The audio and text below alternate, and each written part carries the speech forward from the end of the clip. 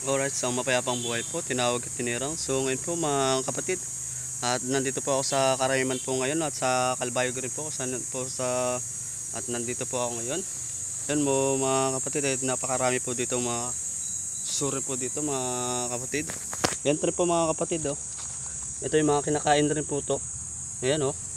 Yan mga kapatid. Ito oh. Susupo yan mga kapatid oh. Napakarami po yun dito po mga kapatid oh. Pinagkukumpulan rin ng mga sa gilid-gilid ng mga bato rin po. Napakarami po niya no. Ito yung mga kapatid na napakasarap rin po niya pag nilagyan ng ano rin po yan. Lalo pag sinabawan ng lalo sa nyug rin po yan mga kapatid yan no. Ito po yung sa may TV pinaggapangan na rin po ng mga susurin po yan no. Kinakain rin po yan eh. Sarap rin po yan mga kapatid oh. Kulay itim rin po yan dito. Ayun banda dyan rin po yan. Napakarami rin po pala yan dito mga kapatid oh. Ito yung pinagano ng mga talaba rin po yan. Kaso wala naman rin po ito laman rin po mga kapatid oh. Yan kumpulan rin po yung banda dito oh. Napakarami pa yan. Yun maraming isda rin po yun oh. Ayun banda rin po pala dito mga kapatid. Napakaraming isda oh. Yun oh. Kaso maliliit lang siya, mga isda lang po yan dito. At nandito po ako kasi ngayon sa Karayman po. Nandito po sa ilalim.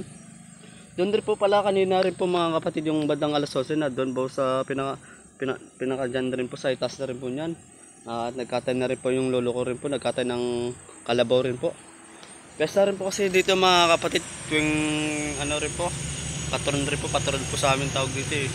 Patron o piyesta. Mga piyesta bala sa English rin po mga kapatid. Yan po mga kapatid. At napakarami talaga dito oh. At ngayon na po ako dito na medyo napapunta rin doon. Doon. Ang daming isda rin po pala doon oh. Hindi lang kasi masyadong kita dito sa camera rin po yun oh. Yung kung nakita nyo rin dito. Napakarami po niyan mga kapatid oh. At napakarami yun oh. Talagang pulan sila dito ng mga isda rin po yun dyan oh. Ang dami rin pang mga suso. Ayan. Suso. Nakain rin, masarap rin yan, no?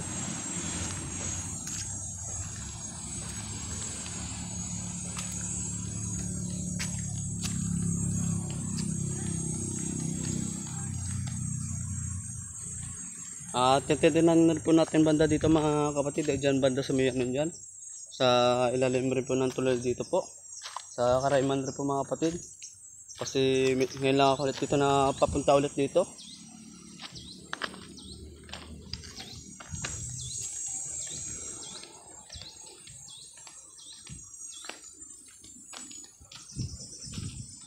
Yan po, makadilim medyo rin po dito mga kapatid. Ilang years na rin po ako na hindi rin po na napapunta rin po dito. Mga 8 years na rin po mahigit rin po mga kapatid. So noon rin po mga kapatid at pumunta rin pala sa later rin po mga kapatid. At sinabayan rin po ako ng kapitbahay rin po namin. Kala ko alimangot eh. Ito na po yung pinakailalim na rin po dito ng tulay rin po mga kapatid oh. Ito gagamba rin po yan oh mga kapatid. Ayun, ganito rin po yung pinakababa ng tulay rin po dito.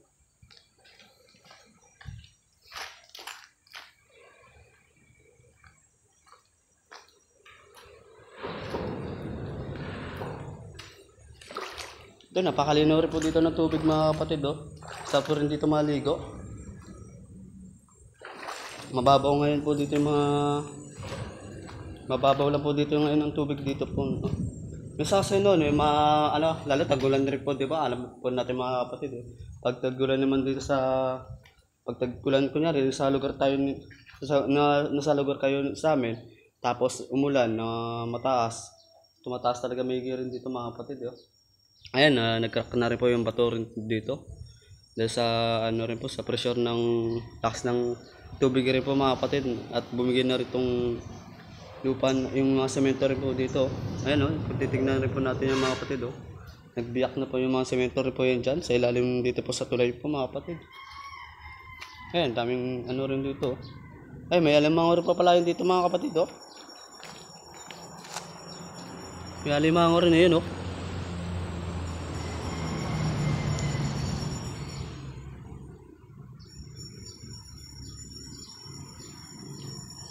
Ayun, napakarami ng isda rin po pala doon mga kapatid oh. Kumpulan rin pa pala dito. Kasi dito sa lugar namin mga kapatid, napakarami talagang isda rin dito. Kaso lang, ang liliit naman ng isda ng kaso lang dito mga kapatid. Yun oh. Kasi sa ano, lalo sa Tansa mga kapatid eh. Lalo doon yung pala isda rin po doon sa lugar din namin po, sa hulugan rin po, sa Tansa po mga kapatid. At wala na rin kasing ganong nahuli na isda rin po dahil kasi mga corals rin po yung o bahay ng mga isda rin po, nagsisira rin po. Kaya wala na tuloy pag-iklugan ng mga isda rin po. Kaya yung nagiging sanghi rin po. Kaya karamihan sa mga nang isda, wala na rin gano'n sila nahuli. Sinisira ba kasi mga bahay ng corals din eh. Yung iba, dito talaga marami na dito mga bahay ng mga corals dito. Dapat eh, talagang pinagbabawal talaga yung sirayan talaga yan. Binalitan na rin po yan sa balita rin po yan. Mga kapatid, bawal talaga sirayan yung bahay ng isda rin po kasi ayun yung pinag-iiklugan ng mga isda rin po. Ayan, wala na sila talaga masyadong mahuli doon sa lugar din namin ng isda. Sinisira rin po kasi ng mga bahay eh. Ng mga isda oh. Ito, dito marami-raming isda lang kasi ito mga kapatid, maliliit naman tong mga isda dito mga kapatid oh. Ewan ko lang dito sa cellphone kung kita dito. Ayun, napakarami naman dito oh. Aso lang, mga tilapia rin to. Ay hindi. Hindi sila mga tilapia. Hindi siya ito mga tilapia. Ay, hindi tilapia nga rin po mga kapatid oh. Nakita ko na. Kaso napakarami rin mga ditong isda rin po mga kapatid oh. Ito lalo dito banda oh. Yung iba maliliit nga lang kaso. Mga isda lang kaso dito. Kaso marami rin dito mga isda rin po mga kapatid oh.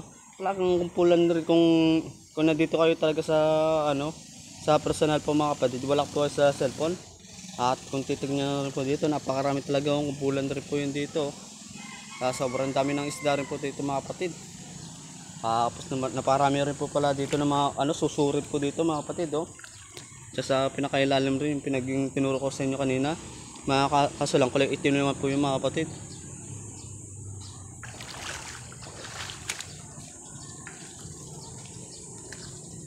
So hanggang dito na lang po tayo ulit mga kapatid ulit. Kasi may pupunta rin po pala ako dyan sa pinakadon rin po, dyan sa itas rin po mga kapatid. Kasi tutulungan ko rin po aking lolo sa pagkakate rin po ng kalabaw rin po mga kapatid. Ayan po mga kapatid eh. Kaya umulsa rin ako dyan kanina, gusto ko lang pumunta sa kamag-anak ko sa pinsan ko. Kasi kakauwi lang daw rin kagabi rin yun eh, na stranded rin sa Matnog rin po mga kapatid. Ayun rin po pala mga kapatid daw rin po. At na-stranded nga rin po pala kami dyan sa Matnog rin po mga kapatid.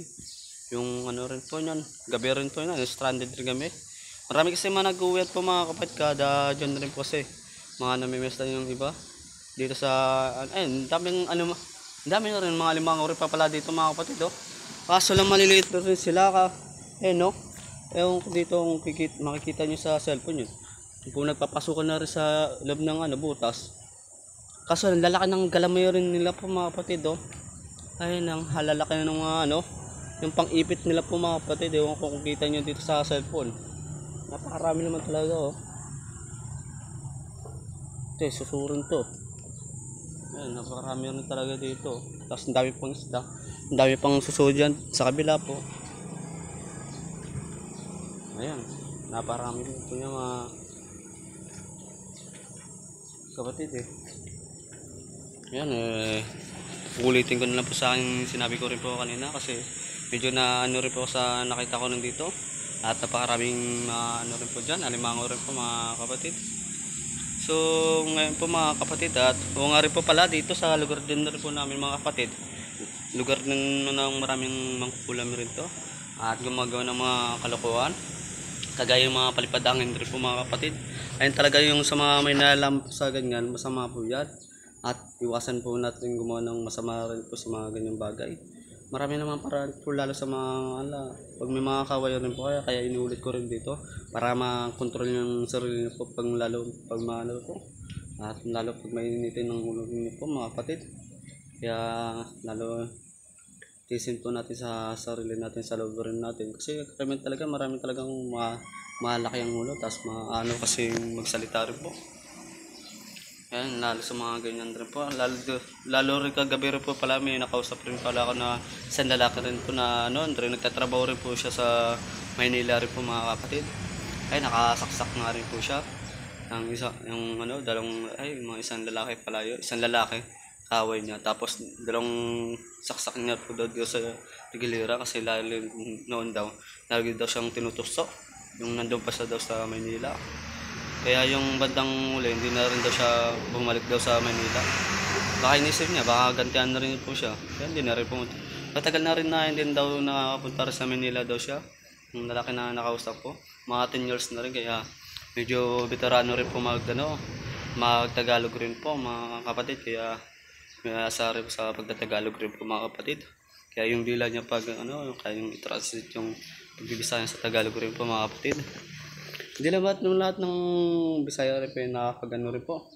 Hindi to yung nakapagtagalog rin po mga kapatid. Review. Kaso karami naman din nakapagtagalog naman din eh. Yung sinabi ko rin po yun. Ulitin ko na rin po pala yung sa mga ganito rin po mga kapatid. Dito sa lugar din namin po mga kapatid po, marami rin mga gumagawa ng pangkulam. Lalo yung pagpapatay na tao. And lalo sa isa sa kasulatan ng Diyos, bawal rin po matay ng tao rin po mga kapatid. Lalo yung pangulo niyo sa may asawa na may asawa po mga kapatid. Ay pinaka-mortal na kasalanan rin po kaya sa kalooban ng Diyos po rin. Lalo sa pagnanakaw rin po yan mga kapatid. Yan bawal na bawal rin po yan. Kaya paiwasan na rin po natin yan. Doon talaga naranasan ko na rin talaga mangupit rin sa mga ganyan rin talaga. Kasi hindi ko rin talaga maiwasan na yung lalo yung walang-wala rin po ako. Kaya natutukso tuloy ako sa sarili po. Kaya ganyan po, iwasan na rin po natin yan. Mga ganyang bagay rin po. Magpadag ng kasamaan rin po sa ating sarili po mga kapatid. Ang ipanaing natin sa ating katawan po, ang kabanalan na rin po mga kapatid, yung katuwiran na rin po mga kapatid. Ating ikabubuti sa ating sarili po, huwag natin ikakasaba. Mas maganda kasi rin kasi yan, lalo yung ating espiritu rin, lalong lalakas rin po. At ang ugnayan rin sa ating Panginoon rin po mga kapatid. May katotohanan na rin po yan sa kabanalan rin po. At ko naman na unawaan nyo rin pong aking mga sinasabi rin po dito mga kapatid. Inuwan na rin po yung mga kapatid, yung sinasabi ko rin po sa inyo rin po. Nasira na rin po sa aking ngipin. Lalo sa yung paglalating o pag-orasyon rin po mga kapatid. Kasi nakakasira talaga ng ngipin niya, no? Ang pangit na talaga ng ngipin ko. Pingka. Dito lalo, may sira pa naman dito din, no?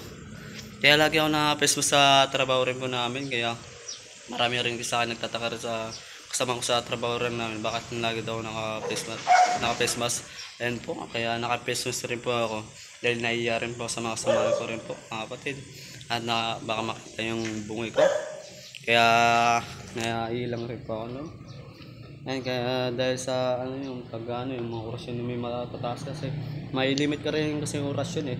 Kasi pag hindi nyo talaga napahalagan yung ngipin nyo, tapos napakalas pa ng orasyon ng binibigkas nyo, maka-apektuhan talaga yung ngipin nyo, matatanggal lang talaga kayo.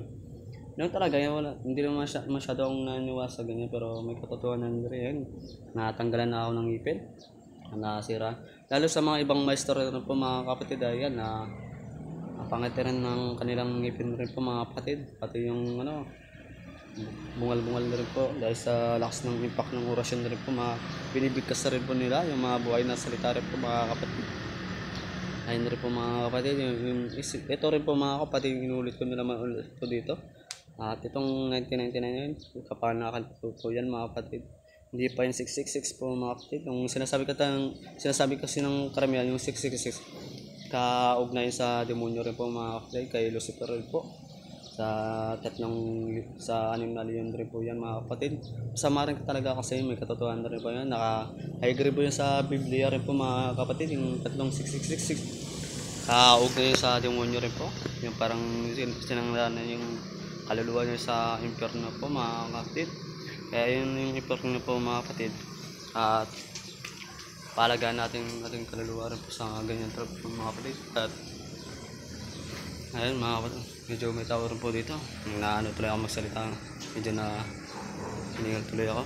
Ayun mga kapatid, kaya yung ating kaluluwa, palagaan natin at iugnay natin yung kaluluwa natin sa kaarya ng Diyos rin po mga kapatid. Huwag natin ipapunta yung kaluluwa natin.